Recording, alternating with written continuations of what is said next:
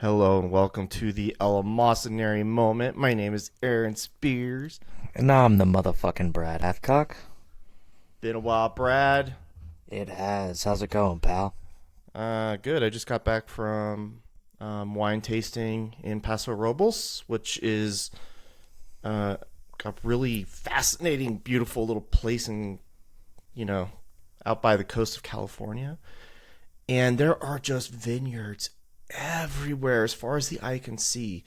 And I've never been to any of these before. And it was really interesting to talk to those guys about that. I was basically asking them, like, like why is it that during the pandemic there was a shortage of everything, but that there was not a shortage of wine, which I thought was interesting. And they said the reason why is because there's just an overabundance of grapes. Like grapes are just everywhere. I was really kind of surprised by that. But Yeah, I um, think California probably, I would imagine, has the most vineyards per capita, um, at least in the country for sure. yeah, it was A really. And lot of wine comes from California. A lot of it.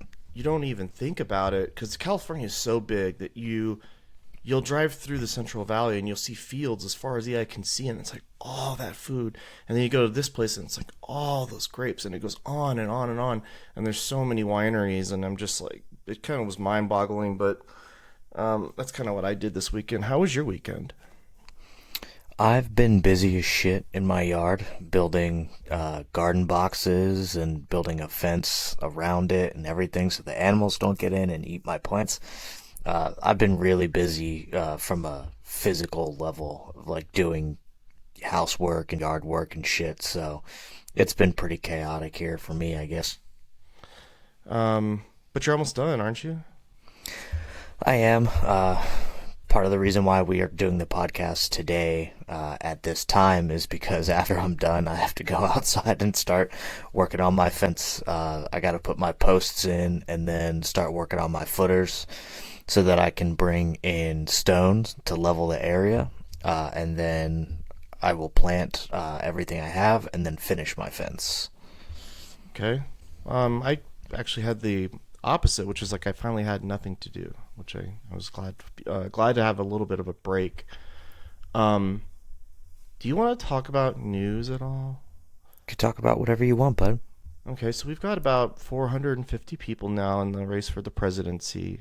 Since the last time we spoke, Tim Scott for Republican, Cornel West for his own independent, whatever. Obviously, um, Mike Pence for the Republicans. Chris Christie will be announcing. I don't know what that's for. I don't know why he's doing that. Ron DeSantis got in finally. Who else? Am I missing anybody? Did this Cornell West person, did they even pick an actual party or are they just running, Third party. It's but which third party? I mean, America's Party or some shit like that. some shit that like nobody's ever heard of. He made it Because I up. mean, right. So let's face it, he's not getting anywhere because the Libertarian Party, who is the most viable third party that we even relatively have, they've mustered up 3 to 4% of the popular vote for the past couple elections. They can't even get to that 5% that they need, right? So Oh, this it's guy's not going anywhere. no, it's for me. I believe it's possibly a cash grab for him because I don't think you can even get on the ballot in most places like by doing that. No, you need like certain amounts of signatures and stuff like that to get on the ballot, and it's one of the reasons why I actually push so hard for the Libertarian Party. I don't necessarily agree with everything that they uh, talk about and kind of have views on, uh, but if they were to get 5% of the national popular vote, they're guaranteed ballot access. And that is where they spend the majority of their fundraised money is on gaining ballot access in all 50 states. But if they hit that 5% threshold, it's guaranteed. So then they can actually spend their money on advertising, getting better candidates, things like that. So that's one of the big reasons why I advocate for that. Not a lot of people know that that is how it works, but it is. And it's a big reason why, a lot of people will say a popular vote doesn't matter or a vote for a third party doesn't matter. I would argue that is actually why a vote for a third party does matter, because everybody says we need third parties in our system, but they won't vote for them because they can't win, and they can't win because you won't vote for them. The only way to make sure that they can even be on the ballot and then they can spend their money elsewhere so that they can raise awareness about their party is to get them across that 5% threshold. But people are stupid, so. This all comes on the backdrop of Joe Biden basically falling again, and hitting his head on Air Force or Marine One when he was departing. And the thing that occurred to me was that we only see him fall in public. We don't see what happens when he's in private. I suspect this isn't the first time he's fallen. I'm sure he falls a lot in private as well. And it's becoming a huge problem. It was like this one was actually kind of alarming because everybody's like, why'd they put that sandbag there? I'm like, this dude falls a lot. You should be worried about the fact that he falls a lot. And he's becoming more hard to understand lately. And it's very disconcerting. Yeah, they must have to mess with his cocktail for whatever is kind of keeping him afloat, because it seems to not be working. And then the Babylon Bee went and made an article about that sandbag that tripped him, saying that it was just convicted 6th. For January 6th. The joke could write itself, but it is funny. It's just, you see, like, dude, he walks like a robot. Like, he steps, small steps in line, I think tries not to, like, move his head. I mean, he very clearly, it seems like somebody's coaching him, and somebody's probably standing off on the side going, come here, Joe. Come here, Joe. Just here's a piece of candy. Like, here's a fucking ice cream cone, so that they can get him to go where he needs to go. Yeah, I mean, he only works until 4 p.m. every day. Oh, he works from like 10 to 4, I think. Yeah, it's short. I mean, that's not even a full work day. When you're the president, that's a 24-hour job. I mean, I don't care if the president isn't doing stuff, because to me that's fine. Like, I don't even want to know the president exists in my daily life, just like it used to be. But unfortunately, go on. It's because of social media. You go online, you just see this shit all the time. It's like he's so old, and he's canceling trips, and I don't know. But dude, the left and the media portray it as like, well, you're just that's ageism, and you're making fun of somebody who's elderly and all this other shit. But like, come on. Well, you see the difference because you see how they treat Dianne Feinstein. They're like, she needs to resign. What is she doing? What's the age difference between Feinstein and Joe Biden? Maybe 9. 9 years? Okay. I mean, that's a big deal when you're at that advanced age. Like, 9 years is actually quite a large gap. I know, but man, it's wild. And it's like we're going to do this for another year and a half. I mean, the campaign would be another year and a half, right? So is he going to he's never going to debate. But that's why they're not doing debates, because then he doesn't have like the travel schedule that he's supposed to have and stuff during that time. Now, this isn't the only time that's happened. I believe in 2012 they didn't have debates for Obama, but he was getting reelected anyway, like no matter what. But you're not going to have debates when you have the lowest approval rating of any president ever. You wouldn't get you're that not going to allow debates either. You would not. Well, no, they're doing a really they just good job don't like it. Right, and they don't like to talk about it because they don't want their fucking puppet exposed, and that's ultimately what they're doing now. What did he do on the debt ceiling? I mean, he was supposedly directly involved in the negotiations with McCarthy, right? I don't know. That's what it seems like. That's what they make it seem like. Yeah. But is that true? I mean, was it just Jill Biden doing all the negotiations? Nancy Pelosi's daughter is like the handler for Feinstein, and I mean, maybe he has a handler. I don't know. Maybe it is Jill Biden. I don't know. I mean, there's plenty of people in the White House who could be maybe his chief of staff Jeff Zients or whatever his name is. Maybe he's like involved, but regardless, it's like, I mean, that debt ceiling thing was kind of interesting because everybody thought like McCarthy was gonna basically fuck it up, me included. Like I kind of thought like he's too dumb to get anything through, but it was actually a pretty fair deal if you look at it from both sides' perspective. Yeah, like we wouldn't like it. We don't have to like it though. But no, but from like this podcast perspective, we're gonna if we just discuss the like the bones of it, I mean, it was fine. Sure. So I mean, Republicans negotiated in, the end of the student loan pause, and now everyone's like, oh fuck, nobody can afford to pay their student loans when this starts back because over the last 3 years that they've been suspended, people have just been buying homes and buying cars and all this other shit that now they won't be able to afford once their student loans kick back in.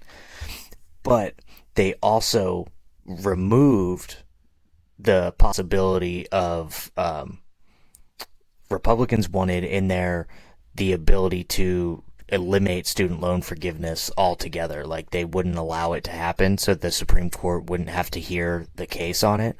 And Democrats said no, and that was actually stripped out of the debt deal. So it's like, okay, you're going to force people to repay, but we're still going to have to go through the Supreme Court.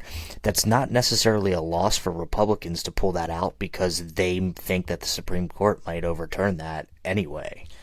See, this is where I get kind of surprised about why the Democrats didn't do more when they just had complete control, because somebody who is more ambitious than, let's say, a useless sack of shit like AOC, they might say, let's reform the student loan, like public forgiveness or whatever. Let's reform that and make changes. Maybe we can make it more broad or easier. And they didn't do that, and it was such a wasted opportunity. If that's me thinking like a Democrat, Well, so the Republicans were also trying to remove the statute that I had discussed earlier about Biden changing the discretionary income from 10% of your income to 5%, and that determines your payment. They tried to remove that, and Democrats said no. So they were at least able to keep in that provision to make it 5% of your discretionary income. So people should theoretically have lower payments, once everything restarts. But they're still going to be broke anyway, so what does it really fucking matter? So yeah, this is in reference to that graph I showed you, or maybe even just the story itself. But that because people didn't have to pay their student loans, they instead got like credit and they're now in debt, and then they're going to have to repay the loan back. I'm all for like lowering the discretionary number or whatever. Like I don't have a problem with that in theory, I guess. But we keep saying like, is there a recession coming, or what's going to be the cause of the recession? And you never know what it's going to be. And I mean, it could be credit card debt now. I mean, I don't know. There's so many unforeseen things that could happen. Well, there's so many bubbles. I mean, they're saying that the cost of housing is going down for purchase prices, but the interest rates are so high that that's actually not really true, right? So, yeah, the actual cost of the house might be going down, but with the interest and accrual of that, I mean, you're still going to be paying about what you were going to be paying anyway. Yeah. And that's all going to come to a head, especially when the student loan payments kick back in and everybody's like, well, I was spending all this money on my house. Yeah. Are you going to pay back your student loans, or are you going to pay on your house so you don't lose your house? You're going to pay on your house. And are you going to go out to dinner like you have been, or are you going to be buying stuff like you have been? Probably not. And then that might affect the market. I don't know. Yeah, I mean, 1,000%. We're in for a cliff, and it's something that you and I talked about. Now, like, we talked about this months ago, that this was going to happen, and now we're starting to see articles come through mainstream media that this is a problem and it's going to happen. And it's like, first, because it's just like a law of unintended consequences. It just continues to happen. It's part of the problem with legislation and regulation. They have all of these unintended consequences that like nobody thinks about, because lawmakers don't write these laws. They go to lobbyists, so they don't care about loopholes and shit like that. There's nobody that sits there and thinks through these questions. Now, in my job, that like as a business analyst or developer, like one of the things that you have to do is look at those unintended consequences, or your software is going to be fucked up.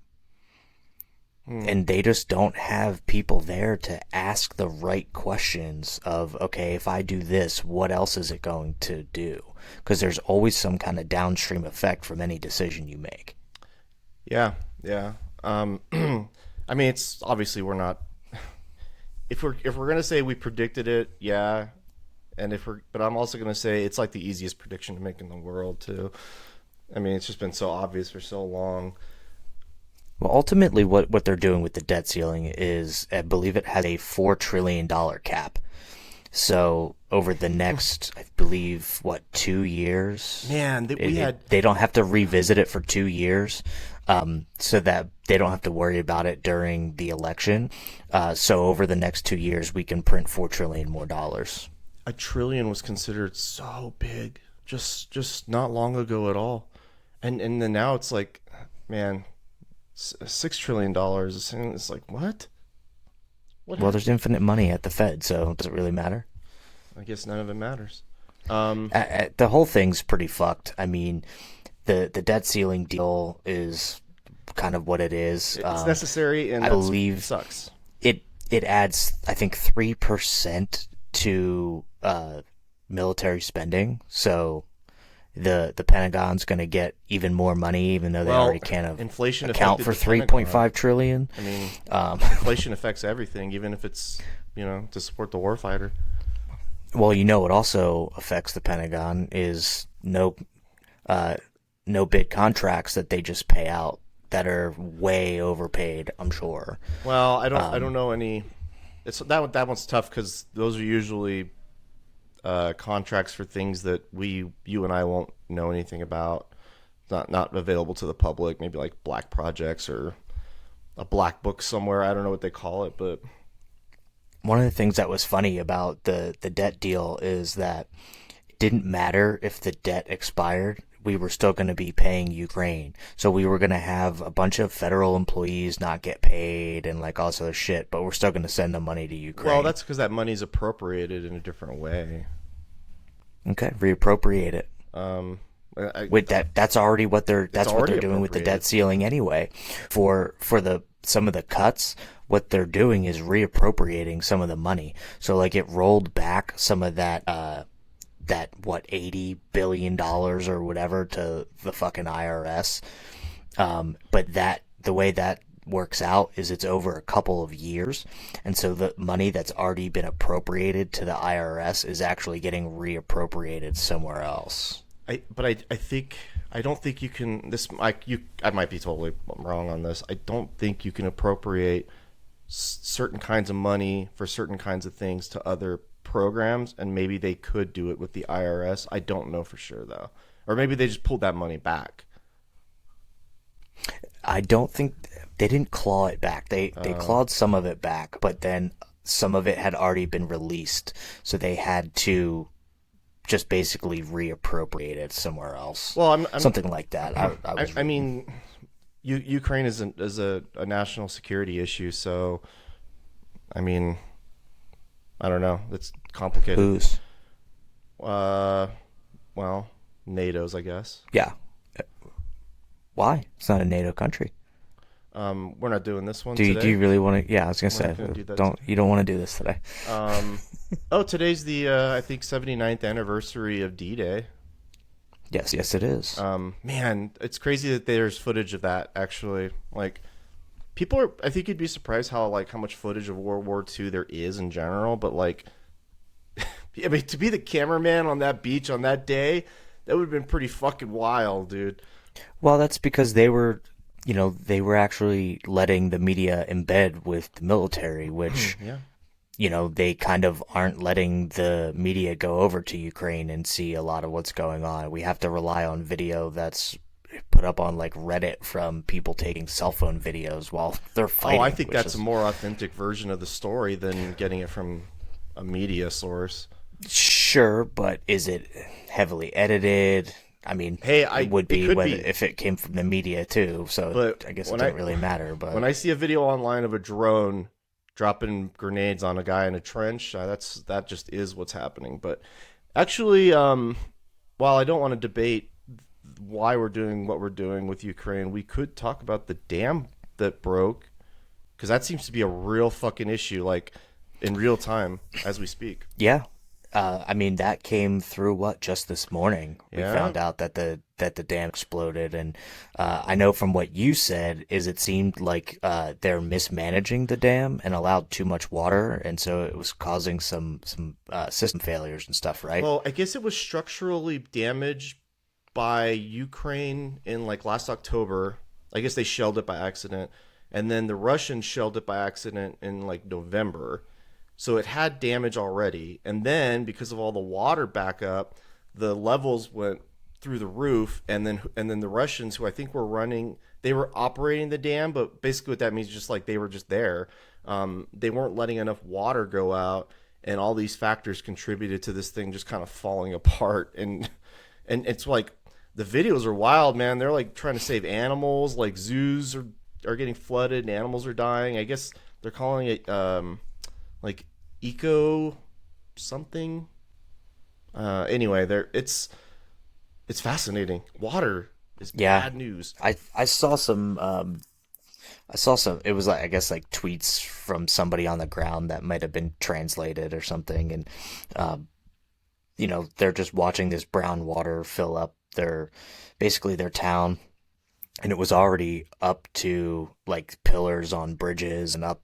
They said 3 meters, which a meter I believe is 3 feet, something like that. So it's already like 9 foot high water, and buildings obviously are going to get destroyed and shit from all of this, and it's I guess it is important to note that it is a Russian controlled area Yeah, to yeah, start. So, they're kind of responsible.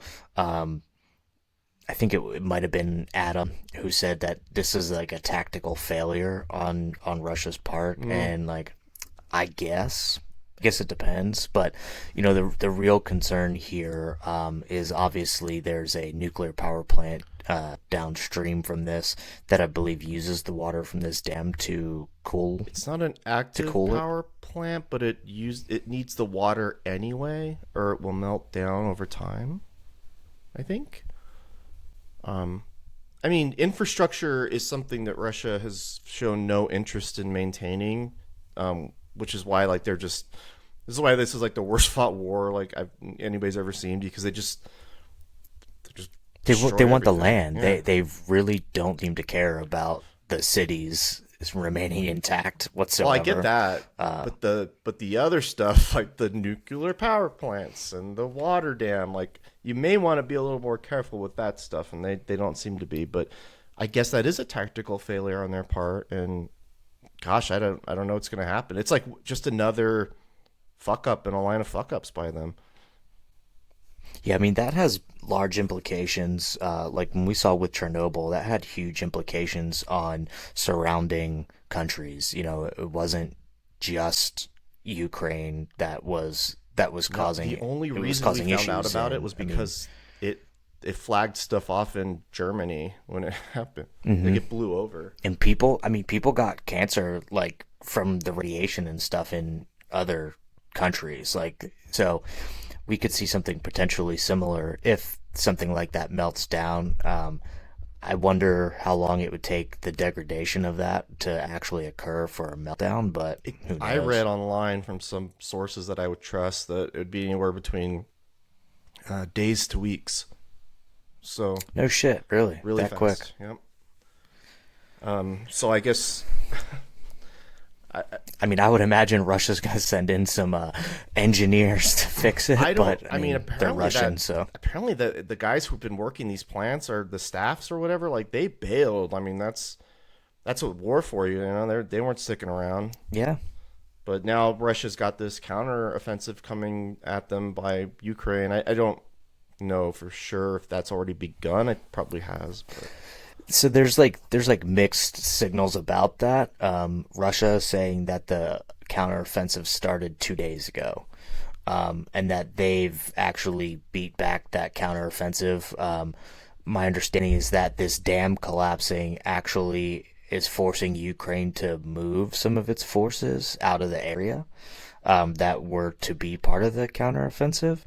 But obviously, Zelensky and Ukraine deny that their counteroffensive was pushed forward and started already. They posted that propaganda video of everybody going, shh, we won't tell you when our counteroffensive starts, but I mean, you can tell from drone footage and things like that. And, I know Russia's pretty inept, but they can still do reconnaissance and stuff and see that you're moving people into certain advantageous positions. So we'll see. I mean, obviously they've been attacking inside Russia a little bit, and there's some pushback from that. The Russians are saying that F-16s, I think, could potentially carry nuclear payloads. I don't think that that's I don't true. believe so. Um, I don't believe that that's true. I know nothing about F-16s, but I don't They need believe a that pretty that's big true. airplane, yeah. But maybe Russia does believe that. I don't know. I mean, they don't seem to. They could. I mean, they absolutely could. The funny thing is that I don't believe either side. Like when Russia says something, it's obviously propaganda. Like that's what they excel in is propaganda. But Ukraine has been shown to lie about virtually everything that's going on, which is, one of my problems. Like I just want to see an audit. I want to see truth come out about this, because that matters a lot. If they're just lying about all this shit, like where our arms are going and what they're doing, that's part of the problem I have. I ultimately don't have a problem with defending Ukraine, but there needs to be accountability, and there just doesn't appear to Well, I be. think that's what the American troops on the ground there in the capital were doing. Were conducting audit type things, but if they were, they wouldn't tell the American public that. We wouldn't know about it. Of course not, which is why they wanted to get that guy from the what was his name, Justin Teixeira or something, um, from the Discord server who did the leaks. They wanted him Oh, bad to and prosecute him real bad under the Espionage Act because like they didn't want any of this shit getting out to the American public. It's the same. It's WMDs all over again, right? We were lied to about that for how long, and then it finally comes out, and it's like, yeah, that's a good point. Um, yeah, I got another story here that might be worth having you pontificate on. Um, there was a filing by ByteDance, and it said you. I don't know why you. I don't know his first name. It says that he works at ByteDance, I guess. Members of of a Communist Party committee inside the company had access to super user credential, also known as God credential, to view all data collected by ByteDance. Additionally, ByteDance maintained a backdoor channel for China's Communist Party to access U.S. user data. Oh, this is a lawsuit, perhaps. For the Hong Kong users, you said in the filing that he saw the logs that showed the committee accessed the user data of protesters, civil rights activists, and their supporters, including users who have been identified from prior protests. The filing also said the committee monitored Hong Kong users who uploaded protest-related content to TikTok. Just gonna pat myself on the back and say, "Told you so. This is bad. It's always been bad. It's a fucking piece of sure. spyware." But now we kind of have like literal, So No, I think you're completely right, and you have been on this. I've been on that Chinese spyware bandwagon for a long time. I've been saying it to my wife forever, and now that strictly mentions just in China, but we all know that they have that backdoor everywhere. the only difference is that They it's lied about moving their servers and everything else. Like China's a problem, but the one thing they're really good at is spying on that's people. all they do really well at. Yeah. They're really good at it. I think who was it? RFK just said recently like China is not really our enemy, but like they haven't talked to us in like 5 years. Like they haven't been on the same page in 5 years, and that he wants and that the only battle we have with China is economically. He says he's not afraid of them militarily, which That's a real, who knows? that's a real risky gamble to make, dude. I I mean, I know for a fact their is it? navy's no fucking I joke, mean, but I don't. but the thing is, when for, like we sorry, go talked, ahead. we kind of asked about it. Like, when is the last time China actually fought a war? And that was like 100 years ago. Yeah, that's what I mean. Like, Japanese. it's been so long. We don't know the full extent of their military power. I think where you have to question it is that they are very, very good at stealing our engineering and our data. Like, pretty much their entire economy revolves around like making knockoffs of American Yeah, goods.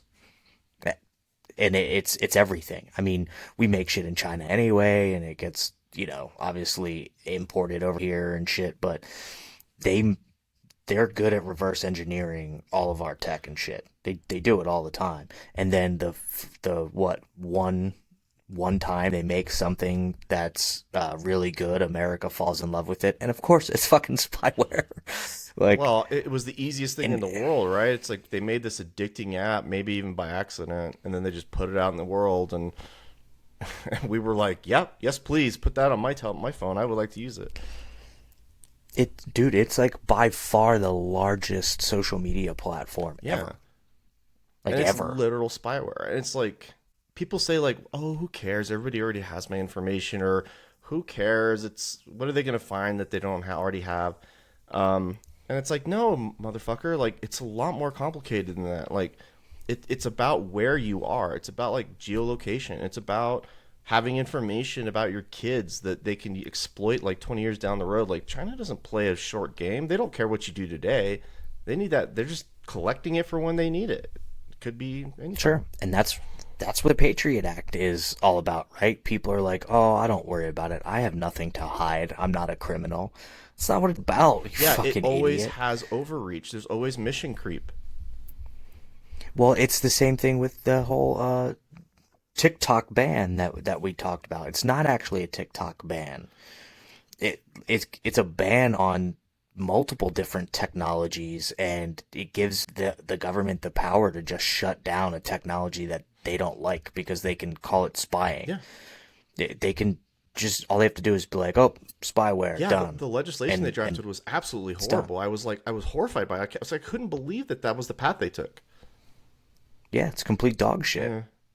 Um, Gosh. Anyway, I just saw that come up on my news feed. What else are you thinking?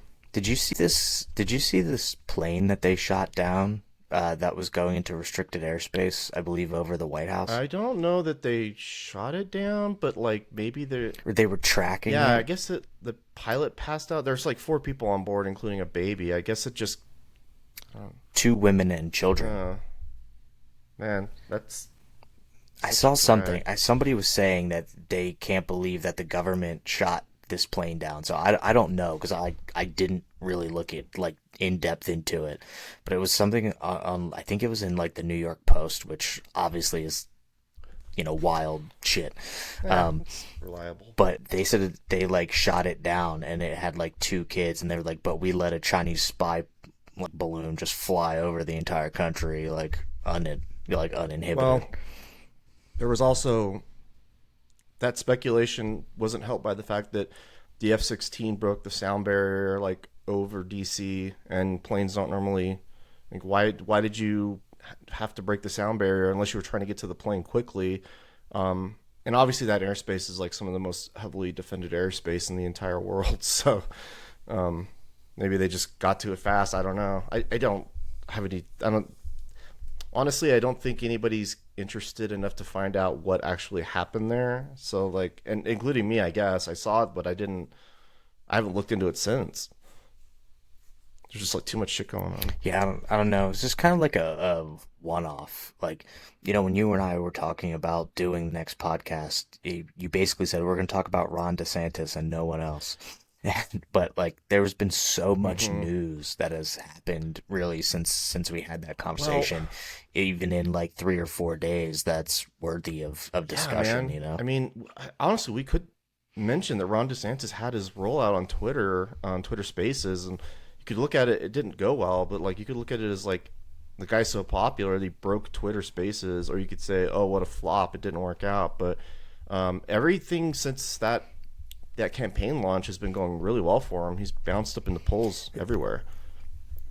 You can't put the launch on him. Like Mm-mm. he doesn't control the tech. Like he just logs in. Like we log into to our platform, or you log into Microsoft Teams and shit. Like everyone's talking shit on Ron DeSantis for that, but like that's not his fault. If that's anyone's fault, it's Elon Musk's fault. Yeah, But they didn't it, scale it up properly. It wasn't ready to go. And right, but he had like what, 1 million people in that talk space or whatever. yeah, well, there's so many people trying to get in that yeah, but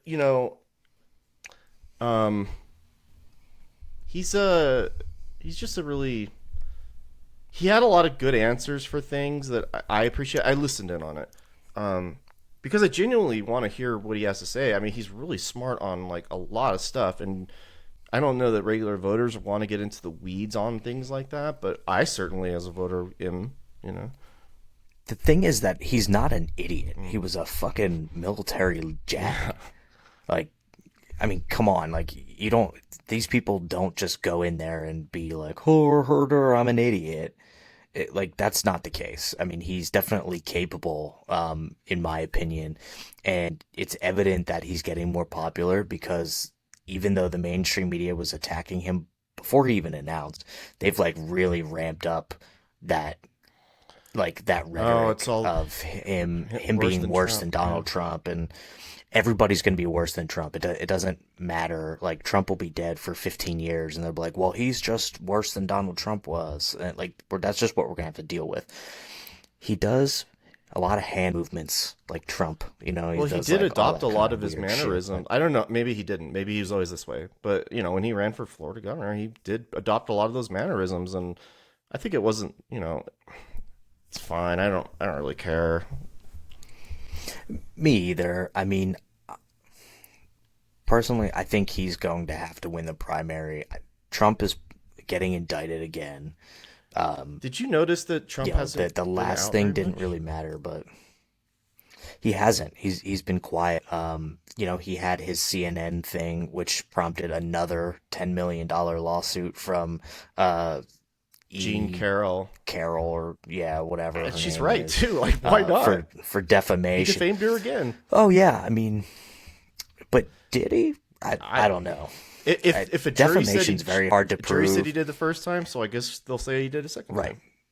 Defamation's very hard to prove, but if you look at it, you would technically have to take both cases individually and not think about the Oh, but other they would. case. But they're Yeah. going to. They're going to be like, well, we already did it once, we might as well do it again. But apparently I think some indictments are coming from the whole Georgia election where he's like, find me the 30,000 votes or And the whatever. documents thing Um, too. I think they found evidence of some recording somewhere that apparently he just said like, "I will do this thing that I know is not legal" or something. oh, yeah. That one's pretty damning, and they could hit him for that one. I think he was saying he had like a classified document about Iran or something along Yeah, those lines, right? that's bad. Which is another interesting piece of news that came out. The Taliban is Oh attacking my gosh, Iran. that was Like, interesting because, and this is where like I'm not going down the conspiracy people rabbit are like, hole with that's you. never happening. We abandon all that shit in Afghanistan. They take Come it, on, and do then they it. go to the Do Iranian it. border and use it against the Iranians, our enemy. Yeah, that's pretty wild, actually. It's a wild story, and you have to wonder like what is Afghanistan's, well, what the Taliban's problem with Iran. Well, hopefully everybody has a problem with Iran. I feel horrible for the Iranian people because they just continue to suffer under this horrible regime. I don't know, man. Maybe the Israelis are saying, "Hey, Taliban, why don't you go fight the Iranian?" Like, it could be anything. That's a very interesting story, though. Yeah, dude, it was touched on for like half a day for some like non-mainstream media types, obviously, and it's probably one of the more interesting stories to really come out because you're wondering why all of a sudden is the Taliban like, hey, we're just gonna attack Iran. I mean, I don't know that they've ever attacked Iran to begin with, No, no. so it's like, what's the point? Yeah, it's a territorial dispute, maybe. Like just like Like, are they Russia and gonna Ukraine. invade Yeah. Iran? Um, Do you have a that's a question. Do you have a problem if the Taliban invades Iran? Because you have a problem with Russia invading a sovereign nation. well, Do you have a problem with the Taliban Iran's a invading top three Iran? bad guy for me. So, but maybe the Taliban's a top four bad guy. The enemy of my enemy is my friend. I don't know. I don't think they could. I don't. You know, Iran isn't like a pushover military wise. I just don't. Yeah, what you said. Like, what's I'm in it just for the gonna say Taliban? it because you won't. This was in Trump's deal with the Taliban to pull out of Mm. Afghanistan that they had to go and attack Mm. Iran. It's like I said to you, when you can't be seen attacking somebody, what do? You pay someone else to do it. Isn't that how like Tanya Harding got kneecapped or kneecapped that lady? Nancy Kerrigan Paid got someone else to kneecapped do it. Yeah. by a couple of her buddies. But by the way, the I, Tonya movie is like an amazing movie. It's so good. I love it. Oh, Margot Robbie Yeah, that killed movie's it in it. great. Uh, Speaking of movies, I think this is the last time we talked. I saw The Little Mermaid, which was like wholly inoffensive money cash grab by Disney. Completely soulless, but maybe not as bad as all the other remakes they've done. I don't know if you can call it a cash grab because it's probably losing a ton of Well, money, isn't it? it was an I attempt, don't. but yeah, I think they're gonna struggle to break even. The movie did bomb in Korea and China for reasons you could probably figure out. But I'm pretty sure the Russians are probably using the Little Mermaid in propaganda oh videos in yeah, Russia. um, I mean that movie was just completely like just I don't know, just like every other piece of Disney anything. It's just there's no creativity behind any of it. But I think they're finally starting to pay a price for all that actually, which is an interesting from a business perspective. It seems like it. They had to. They just cut a bunch of shit off of Disney Plus, I think, that stating that they're going to get like a $1.5 billion write off from cutting all of these shows and shit off of their platform. And they fired people from Pixar, which almost never happens. I mean, let's not say that they're struggling because let's face it, they're not. But they're definitely seeing a big difference, I think, in what people are willing to watch and shit these days. I mean, why do you have to go back and live action all this shit to begin with? I don't care about like changing people's color, whatever. Like, it doesn't matter. But like, why are you going back and taking all of your classics and like making them live action movies? Just fucking come up with I new thought shit. about this a lot actually. They do come up with new shit, which is why it makes the remakes all the more infuriating because they do like a Moana or something. It's like a whole new thing that they just came out and created. But I thought about this question a lot after I watched that movie, which was like, why are they doing the live action with like the CGI instead of either new stuff or like why isn't the original good enough? And then I guess I thought maybe that the original cartoons are not visually appealing enough anymore to modern kids and that they need something a little more like I don't know, a little more like modern. Update the animation. You have Pixar right the I fuck don't know. there. Yeah. That's your whole animation studio, like that has given you tremendous animation for as much as I don't like kids movies and things like that. You know, we talked about Toy Story, but they're tremendous animators. I give them full credit for it, but like update your animation. I mean, then. even Like, the Little Mermaid, you don't need to make everything like live action. the It's CGI in that movie stupid. wasn't actually that bad, honestly. Like it was way better than I was expecting. It looked awful in pictures, but it looked fine, I guess. So make it CGI. So I have to ask you, since Yeah. you saw it, what is the deal with all the memes I'm seeing about all the gigantic space between Ariel's eyes? I guess I've seen one where they made her look like a hammerhead shark, and like her I eyes were don't over here and that shit. that actress. I think her name's Halle Bailey. Although that really makes me want to say Halle Berry. It doesn't. I think it's from a certain angle. Maybe makes her like eyes look like they're a little further apart. It looks weird in certain pictures, but it wasn't noticeable during the movie because I was actually looking for it because I don't know. I was really scrutinizing that movie from a lot of different angles because I wasn't there to like actually enjoy it. 'Cause I hate the Little Mermaid anyway. But yeah, I don't know, man. They're funny memes though. They're good memes. Yeah, I mean, they've been fire for some of the memes coming out about it. I mean, obviously, it's a movie that I will likely never ever see in my entire life. Yeah. I wouldn't have seen it either, but I except don't. for I did. I don't have kids. I don't want kids, and I don't particularly care for kids movies. So But you know, like we like to talk about hard culture, pass. cultural stuff, things that are going Sure. on. So I mean, that movie is interesting from a lot of different perspectives. Sure, and Disney's always at the forefront of the cultural zeitgeist. Yeah, So I mean, sometimes they probably wouldn't. I've always want wanted to use the word zeitgeist. I never really get an opportunity to Well, use it. in this case, it certainly is. Yeah, a lot of stuff is in the zeitgeist right now. Like the whole Bud Light thing is in the zeitgeist. The Target is in the zeitgeist.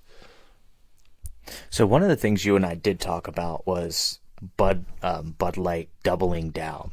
Like they had to do one or the other, right? Like they either had to completely roll back everything and piss off, like the LGBT community, or they had to double down and like go all in. And they just entered a partnership with like some LGBTQ company or person or something like that. So it seems like they may be doubling down, but their sales continue to fall. Modelo, I think, has overtaken That's really Bud Light interesting. as the number one selling beer. But it is important to note that outside of the United States, Modelo is owned by Yeah, InBev. these are all. Okay, but inside the United States, it's owned by Constellation See, Brands. there's like 7 companies It's that own virtually the everything. same So company. when people think they're being smart, Oh, yeah. I mean, it is. I guess the boycott is effective because the sales are down. But you know, your conglomerate corporation, blah blah blah, is definitely the owner of your like Procter and Gamble probably owns the headsets you're wearing now. Like there's just stuff that like we can't even know about. There's just too big. Oh yeah, you have to look at like the label of everything to see if it belongs to some other company than what it says it belongs to. But it is interesting to see. It's like that with everything. So like normally when the left does boycotts, they work really well. That's how they got like people to stop advertising on Tucker Carlson, for example, when he worked there. Sure. And that's the best example I can think of because it really did work. And then the right has never gotten any boycotts right because the right doesn't really do stuff like that really well. But for whatever reason, this seems to have actually worked. Target and Bud Light, yeah. Who I mean, knew? the Target one's weird because, well, the Target one's kind of different, I guess. The Bud Light one's simple, right? Because you could just go drink another beer. The Target one's kind of different because you have to like go to the store to buy stuff, and so Target sells the stuff you buy, and then it just happens to sell an item that like pissed off a lot of people.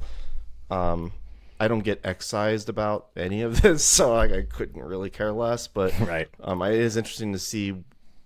It's like, well, everybody's going to go to Walmart now. Like, well, Walmart probably does the same thing. So Charlie Kirk, Yeah. that asshole, he was tweeting out like, I guess people are trying to start boycotts of like other brands and things like that, and he was like, don't do that yet, just focus on Bud Light and Target. He said, because to your point, he said what the left does really well is they hyper focus on one thing, they take it down, and they move on to the next one. He was like, that's what we have to do. So he understands that the right is not good at boycotting things, and they're not good at cancel culture because they're always the ones being canceled.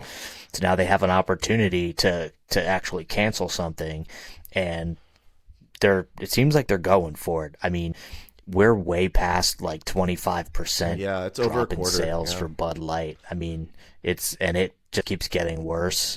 You were sending me pictures over the weekend, I was curious. I think, of Sure enough. grocery stores just full of Bud Light and the rest of the shelves empty I've seen of it everything for myself else. in Like, person. I was like, well, all right. and it's so bad that I think InBev decided that they will buy back unsold, uh, like unsold Yeah. inventory Hmm. from certain places.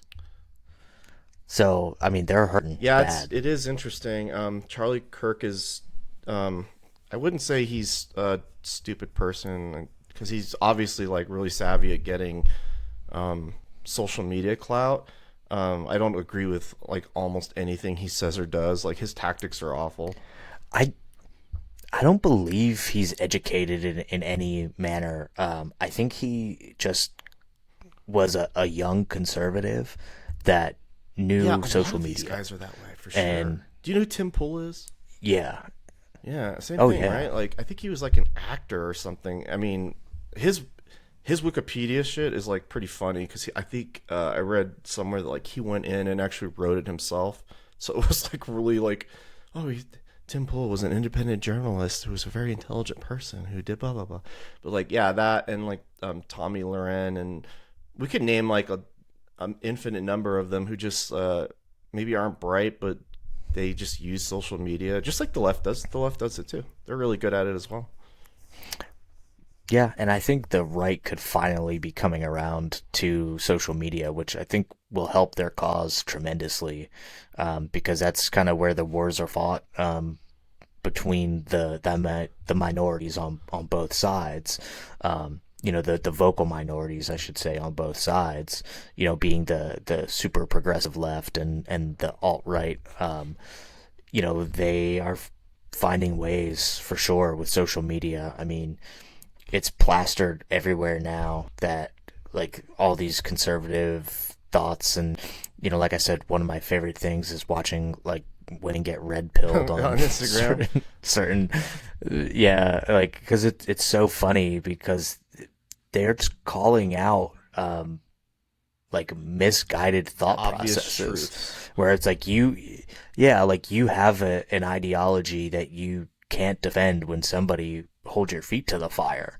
So what kind of ideology do you really have? It's completely false Yeah, you're just ideology, but looking at it as an observer and just saying like, it's kind of interesting to watch somebody get their worldview challenged for the first time in their entire life, and they're going like, sure. "Wait, why do I believe what I believe?" And you could I also mean, do the same thing for like a lot of conservatives. You could probably ask them a lot of questions, and they go, "Oh, sure. never thought of it."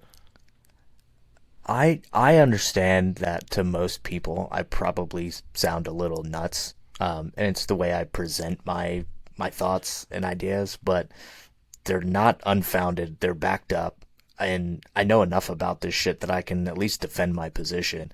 And if you don't know what you're talking about, or you don't know as much as I know, and I trust me, I'm not that smart, and I'm not We that know. informed. I'm not as informed as some other people for sure, but I can defend my ideas Yeah, at least. when I tell people in my life, in a if somebody tells them something, and they come run it by me, I say just ask why.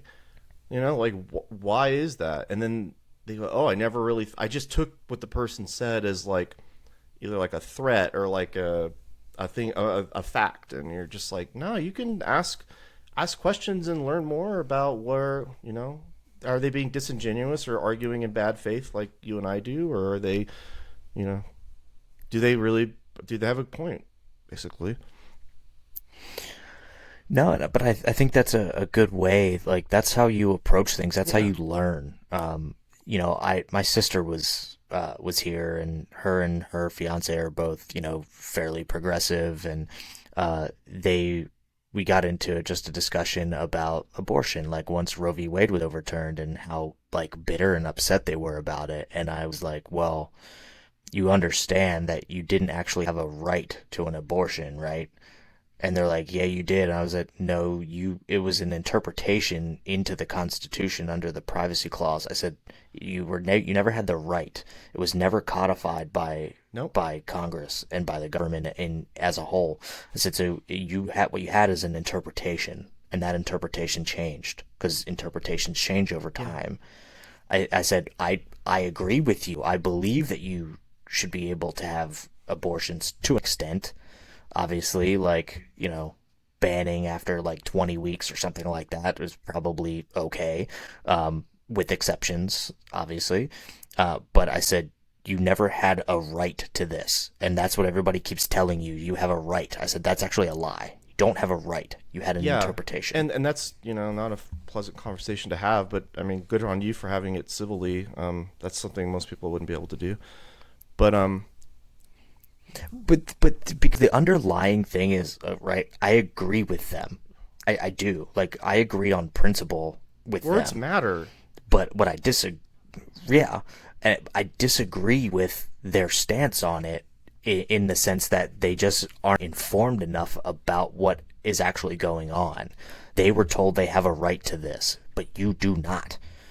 And it's like my mom came to visit, and I ended up having a very robust political conversation with my mother. She voted for Hillary Clinton strictly because she was a woman. I told my mother then she might as well not vote. That's wrong. I believe there should be a woman president. I voted for Joe Jorgensen. Okay? I don't care if there's a woman president. What I won't do is vote for somebody specifically because they're a woman.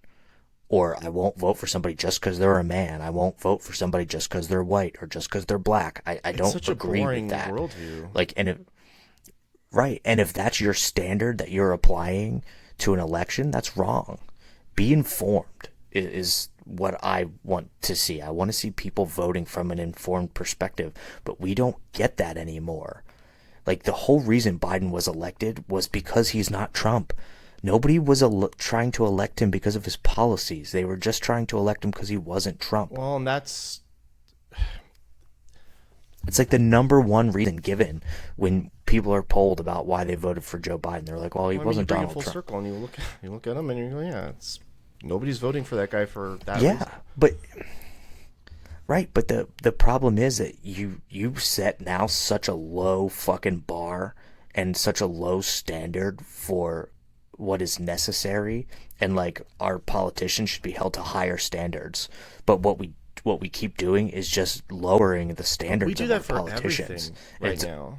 In this moment, the way you conduct yourself in public has become a low standard. The way people dress or act, or do they mow their lawn? Like, these are things that kind of matter, and people don't. The bar is lowered now. Yeah, and I think I agree with you that like across the board it's lower, and just it's funny because when I was having this conversation with my mom, she was like, well, people just don't know about these things like as much as you do. And I'm like, that's because they're not making It doesn't the effort take that much effort, though, that Brad. should That's be what made bothers me, is that you could spend like 5 minutes. Like, that's all it would take. a day. Yeah.